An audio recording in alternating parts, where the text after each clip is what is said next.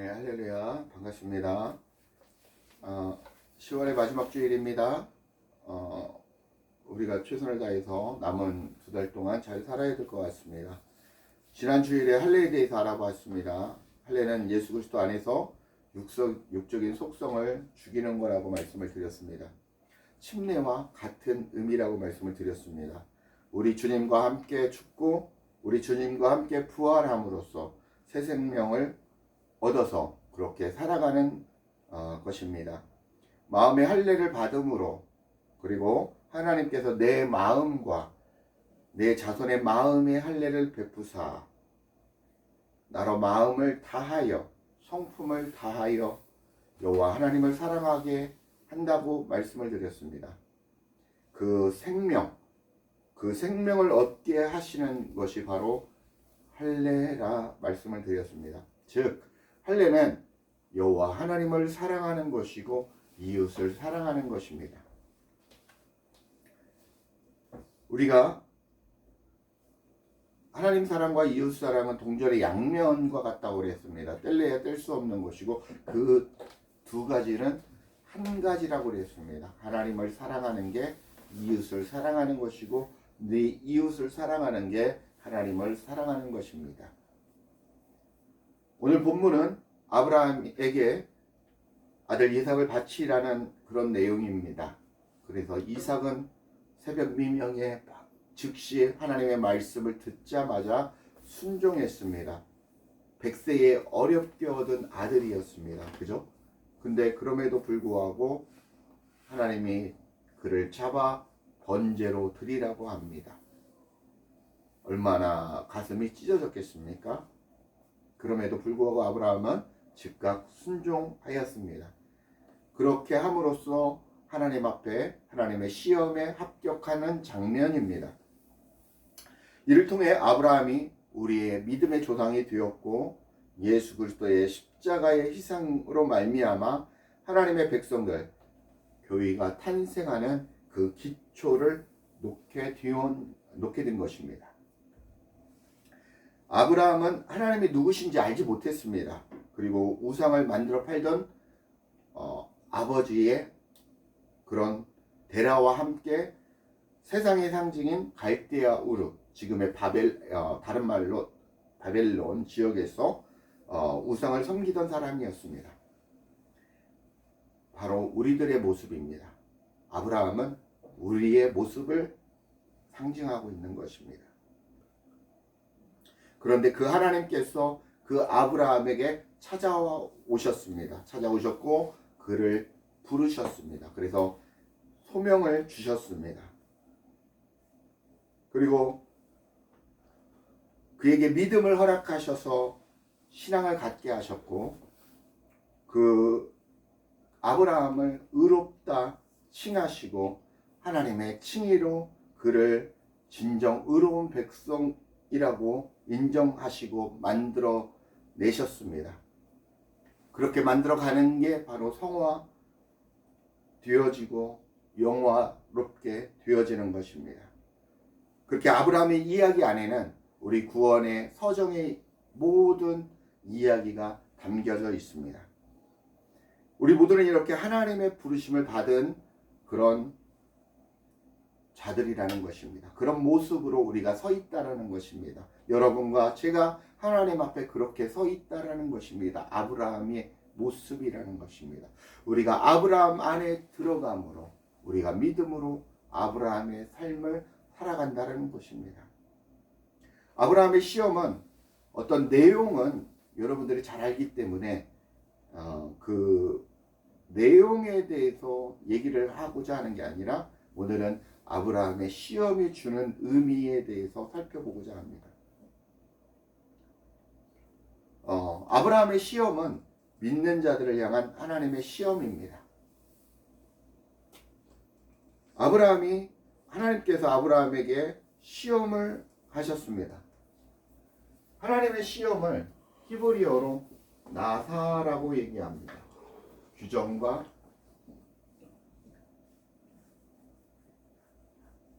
사메드와 호흡, 그래서 나사라는 히브리어 원어입니다.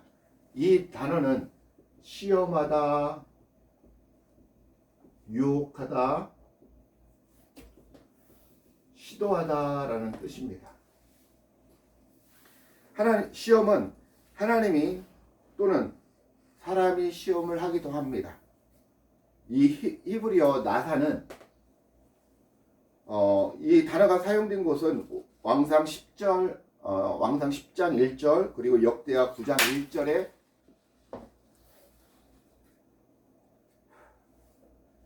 시바 여왕이 어려운 문제를 솔로몬에게 시험을 합니다.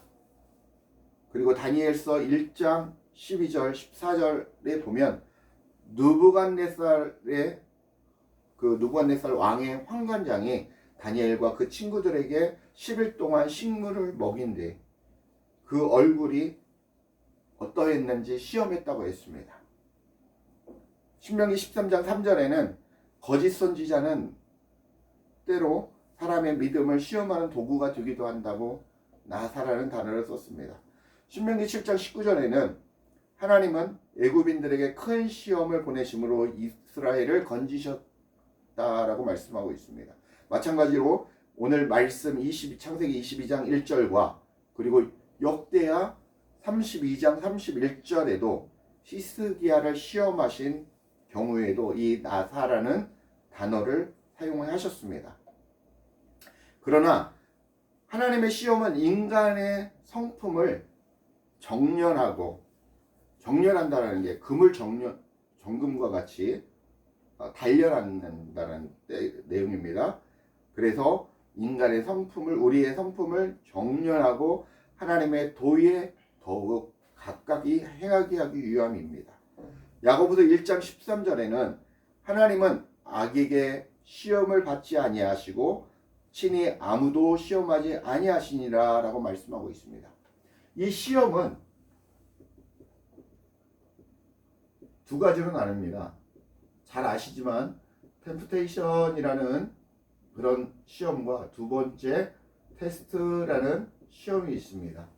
템프테이션이라는 시험은 시험하다, 유혹하다, 미혹하다 라는 뜻입니다. 누가 주는 것입니까? 마귀가 쓰러뜨리려고 불순한 의도를 가지고 하는 게 템프테이션입니다. 그러나 테스트는 측정하고 하나님께서 하나님이 원하시는 그 그릇에 믿음이 분량이 찼는지 측정하고 우리가 시험을 보듯이 그런 겁니다. 실력이 되어 있는지 하나님은 원하시는 그 그릇에 와 있는지 그것을 측정하시는 게 바로 테스트입니다. 이게 하나님께서 하시는 게 테스트다라고 말씀드릴 수 있습니다. 이 테스트는 우리에게 어떤 성장? 영적인 성장을 이루게 하시기 위해서 누구에게? 하나님의 백성들에게 영적인 성장을 이루고 여러분의 마음을 단련하기 위해서 주시는 훈련이다라고 말씀드릴 수 있습니다. 고린도전서 10장 13절에 보면 사람이 감당할 시험 밖에는 너희에게 당한 것이 없나니 오직 하나님은 미쁘사 너희가 감당치 못할 시험 당함을 허락치 아니하시고 시험 당할 즈음에 또한 피할 길을 내사 너희로 능히 감당하게 하시느니라 라고 말씀하셨습니다. 야고보서 1장 2절에는 내 형제들아 너희가 여러가지 시험을 만나거든 온전히 기쁘게 여기라 라고 말씀하고 있습니다. 우리에게 시험은 당장 힘들고 어렵지만 이 시험은 우리에게 뭐다? 큰 축복이다 라고 하는 것입니다. 사실 지금 당하는 어려움이 너무 힘듭니다. 애간장이 녹습니다. 스트레스가 무지 극심한 스트레스를 받습니다. 그러나 그 시험 또한 하나님이 여러분들에게 주시는 큰 축복이 된다라는 것입니다. 두 번째, 하나님께서 아브라함을 한 번만 시험하시지 않으시고 여러 번 반복적으로 시험을 하십니다. 왜 반복적으로 할까요? 여러분들을 성장시키기 위해서. 한 번에 사람은 변하지 않습니다. 육적인 속성에 한꺼번에 뒤집어지지 않는다라는 겁니다. 그렇기 때문에 하나님께서는 반복적으로 훈련하시고 시험하신다라는 것입니다. 1절 말씀에 보면 그 일 후에라는 말씀이 있습니다. 그것은 아브라함이 모든 고난과 어려움을 다 거치고 이것을 이긴 후에라는 뜻입니다. 그러면 그동안 아브라함에게 주어졌던 시험이 어떤 것이었는지 한번 살펴보겠습니다. 지난번 시험 말씀 기억하십니까? 전전주에 친척과 아비와 아비 집을 고향과 친척과 아비 집을 뭐라고 합니까? 떠나라라는 그런 시험이 첫 번째 있었습니다. 두 번째, 아브라함이 가나안 땅에 들어갔습니다.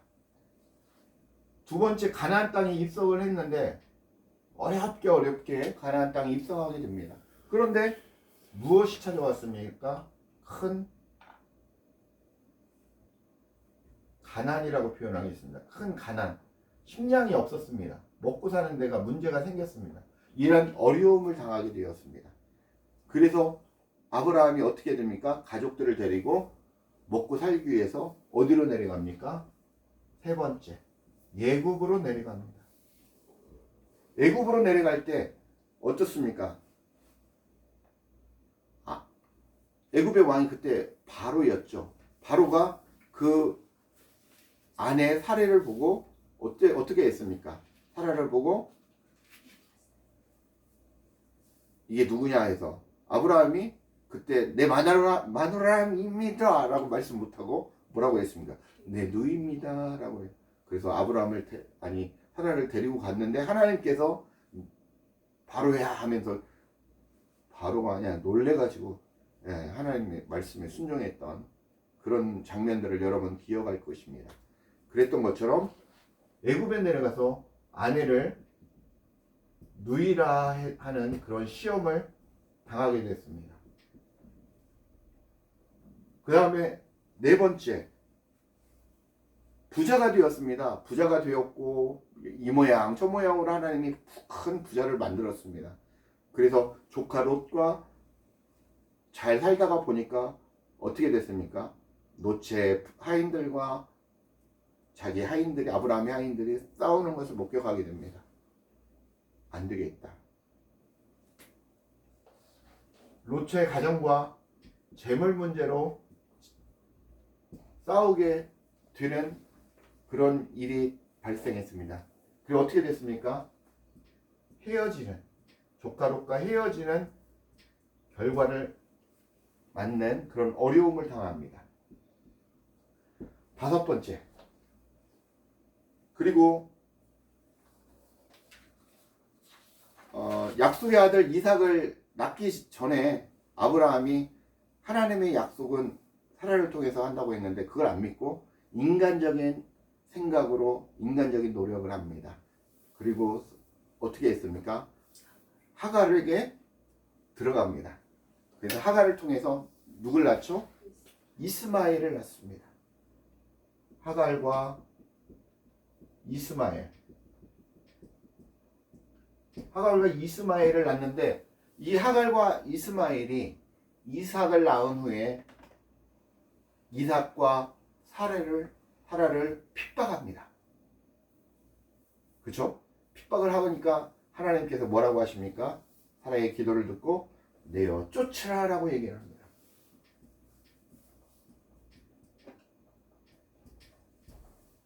사실은 어찌됐든 이스마엘도 아들이었습니다. 아들을 내어 쫓아야 되고 그런 마음을 하나님이 갖게 하셨으니 순종해야 되는 얼마나 가슴이 아팠겠습니까? 그런 어려움이 있었다라는 것입니다. 그런 시험이 있었다라는 것입니다. 그렇지만 어찌됐든 아브라함은 힘들게 고통스러웠지만 순종했습니다. 엄청난 내적 갈등이 있었지만 순종했습니다. 여섯 번째, 하나님의 100세에 낳은 아들, 오늘 이 아들 이삭을 모리아산에서 죽여 번제로 드리라고 하십니다. 이삭을 번제로 드리라고 하십니다. 얼마나 어려운 시험입니까? 100세에 어렵게 얻은 아들입니다. 그런데 아브라함이 어땠습니까? 순종했고 아들을 드렸습니다. 드리려고 하자 하나님이 그걸 인정하고 받아들였습니다. 이렇게 아브라함이 반복적이고 더욱더 강도가 세게 훈련되어졌다라는 것입니다. 우리의 삶 속에 하나님은 시험을 통해 반복적이고 지속적으로 우리를 교육시키고 훈련시킨다는 것입니다. 우리를 왜? 하나님의 사람으로 하나님의 백성으로 변화시키기 위해서라는 것입니다. 그리고 여러분을 성장시키기 위해 이렇게 시험을 주신다라는 것입니다.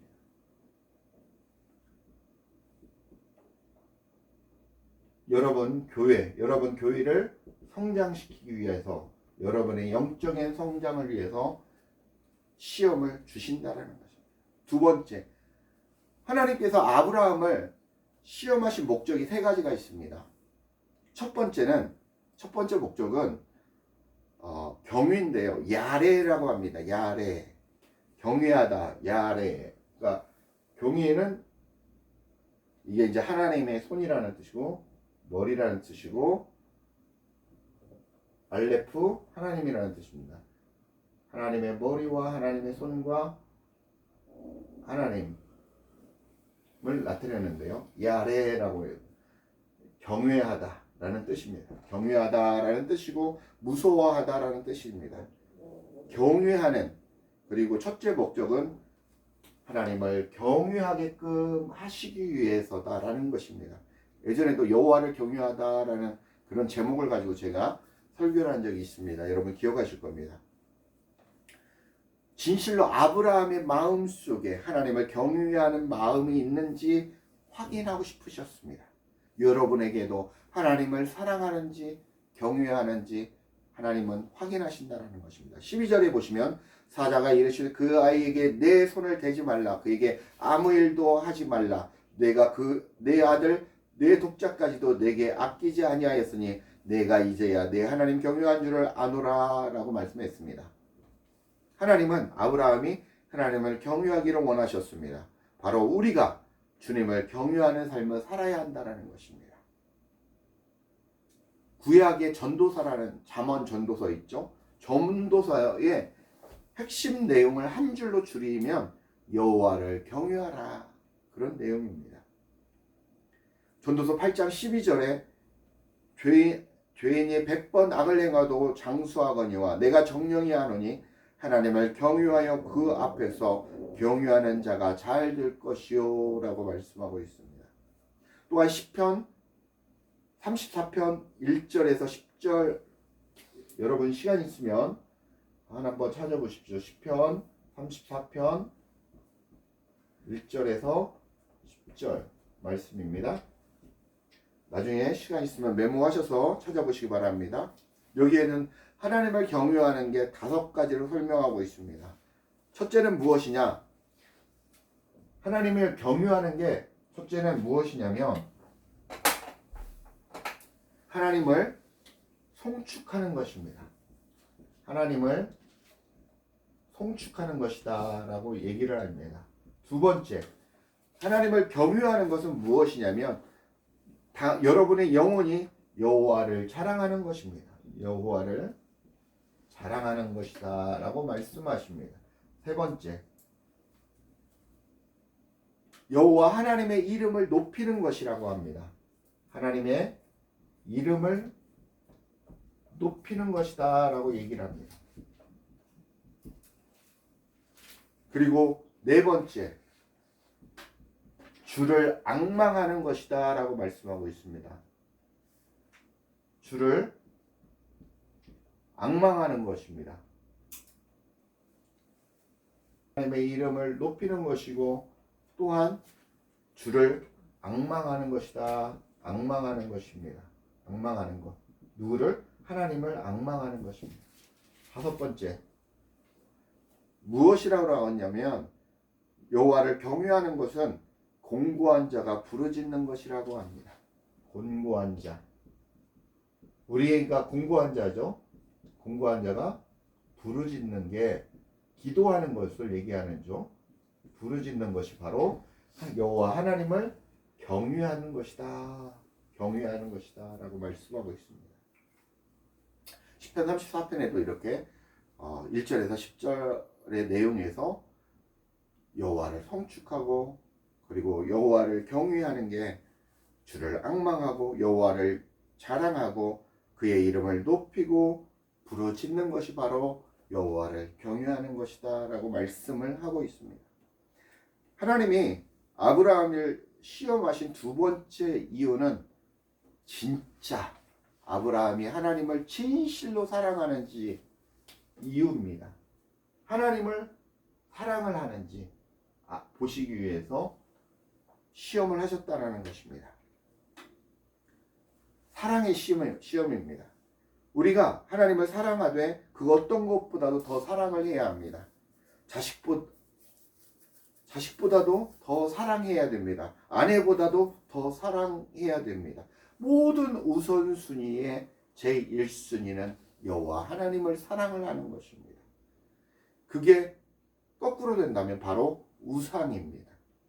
우상을 섬기는 것이라는 것입니다. 출애굽기 34장 14절에 보면 너는 다른 신에게 절하지 말라. 여호와는 질투라 하는 질투의 하나님이라 말씀하고 있습니다. 하나님은 여호와 하나님보다도 더 사랑하시는 자를 질투하십니다. 그래서 징계하십니다. 믿는 믿음을 보시기 위해 시험하셨습니다. 진짜 믿는지, 진실한 믿음을 가지고 있는지 믿음을 보기 위해서 시험을 하신다는 것입니다. 우리가 인생을 살아가면서 하나님이 우리를 단련하고 시험하시는 것은 이 세 가지입니다. 하나님을 경외하는지, 진짜 하나님을 사랑하시는지, 그리고 여러분이 진짜 믿음을 가지고 하나님을 사랑하는지, 믿는지, 이 세 가지를 측정하신다라는 것입니다.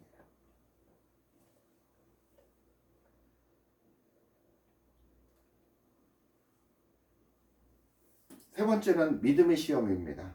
창세기 17장 20절에 내가 그에게 복을 주어 생육이 중다하여 그로 크게 번성할지니 그가 12방백을 낳으리니 내가 그로 큰 나라가 되게 할 것이다 라고 약속하셨고, 아브라함은 이삭을 죽여도 하나님께서 능히 다시 이삭을 살릴 거라는 그 믿음이 있었습니다. 왜? 아브라함은 이삭을 통해서 12방백이 나올 것이라는 것을 약속을 믿었기 때문에 그 12방백, 이삭을 통해서 많은 자손, 하나님의 백성들이 나올 것이라는 것을 확신하고 있었습니다. 그래서 그 믿음이 흔들리지 않았습니다.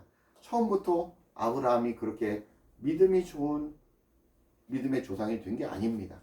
어떤 과정을 통해서, 이런 과정을 통해서 아브라함이 계속적으로 하나님께서 지속적으로 훈련시키고 연단함으로 말미암아 단단해지고 믿음이 넓어지고 견고해졌다라는 것입니다.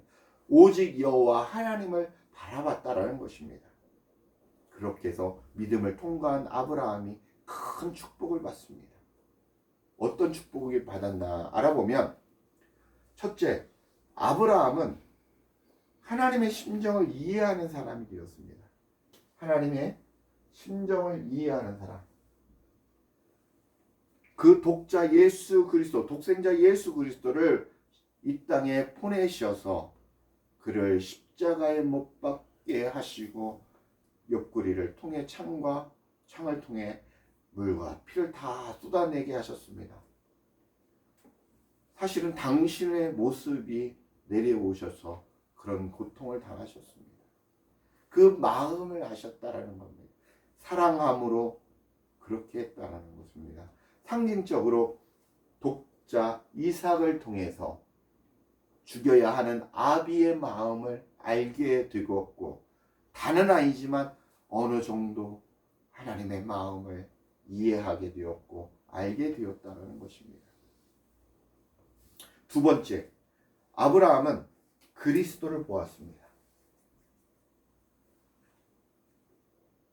그리스도를 보는 축복을 받았습니다. 요한복음 8장 56절에 보면 너희 조상 아브라함은 나의 때를 볼 것을 즐거워하다가 보고 기뻐하였느니라 라고 말씀하고 있습니다. 이삭을 죽이려 할 때 그 순간 그리스도 예수이신 하나님의 아들을 보았을 것입니다. 그리고 12절의 말씀을 하십니다. 12절에 한번 읽어보시죠. 사자가 이르시되 그 아이에게 내 손을 대지 말라, 그에게 아무 일도 하지 말라. 네가 내 아들 내 독자까지도 내게 아끼지 아니하였으니 내가 이제야 내가 하나님을 경외하는 줄을 아노라. 여기서 구약시대는 사자를 하나님을 대신한 에서 그렇게 사자라 표현을 했는데 천사라고도 구약시대에 표현하기도 했습니다. 근데 여기서 사자는 예수 그리스도가 아닐까 생각을 해봅니다. 그래서 예수 그리스도를 만나는 그런 축복을 받았습니다. 그렇게 예수 그리스도의 사역을 이 이삭을 통해서 예표하셨습니다. 십자가의 사랑을, 내 아들을 죽였어요. 너희 교회를, 너희 백성을 살린다라는 그 십자가의 사랑을 예표하셨습니다. 그 어린 양을 예비하셨지 않습니까? 순양을 예비했고, 그래서 그 어린 양을 예표한 이삭이 예수 그리스도, 어린 양의 죽음이 바로 예수 그리스도의 죽음을 상징하지 않습니까? 세 번째, 아브라함은 자신의 마음에서 담대함을 얻었습니다.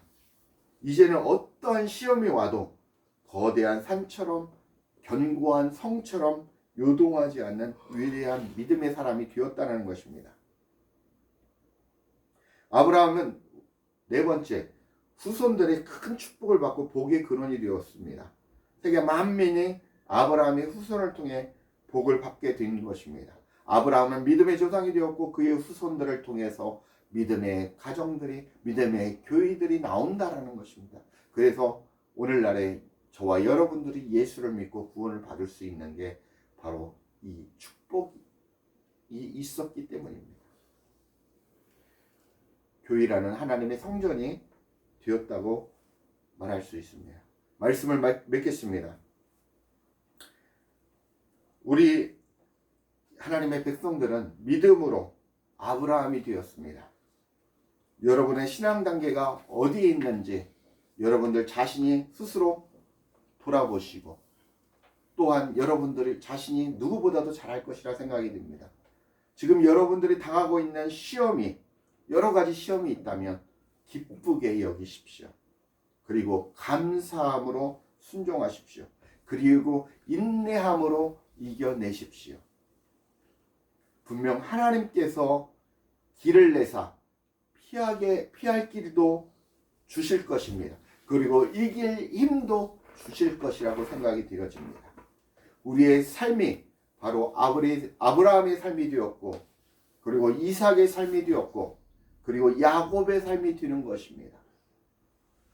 아브라함의 하나님이요, 이삭의 하나님이요, 야곱의 하나님이라고 얘기했습니다. 그게 다 우리 교회를 나타나고 있다는 것입니다. 우리가 아브라함의 삶을 살아야 되고, 이삭의 삶을 살아야 되고, 야곱의 삶을 살아야 된다는 것입니다. 우리가 더욱더 주님을 경외하고 사랑하심으로 주님께 인정받는 거룩한 교회로 성장하시길 주 예수 그리스도의 이름으로 축복합니다. 기도하시겠습니다. 아버지 하나님, 은혜와 사랑을 감사합니다. 오늘 하나님 아브라함의 시험에 대해서 알아봤습니다. 하나님, 우리가 더욱더 주님을 경외하고 사랑함으로 주님의 뜻을 이루어가는 하나님의 거룩한 백성들이 될 수 있도록 축복하시고 저희를 변화시켜 주옵소서. 예수님의 피가 하나님 우리의 인생을 변화시키고 예수님의 성령의 불이 하나님 우리를 인도하셔서 하나님의 뜻을 이루어가게 하시고 주님을 기쁘게 드리는 그런 삶을 살 수 있도록 저희를 축복하시고 인도하여 주옵소서. 감사드리며 주 예수 그리스도 이름 받들어 간절히 기도합니다. 아멘.